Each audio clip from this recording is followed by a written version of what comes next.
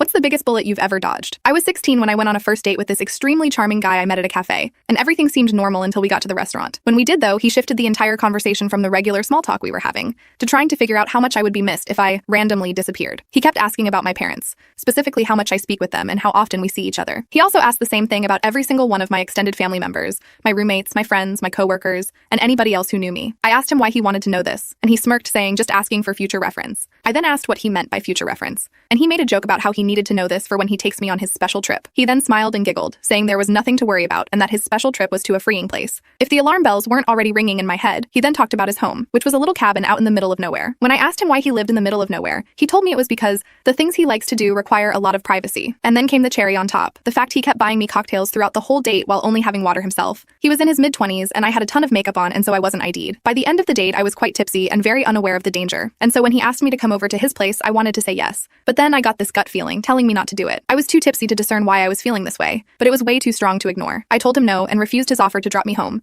and called a cab for myself. It's only when I freshened up did I realize what had happened, and that if not for that gut feeling, I'd very likely be unalive right now.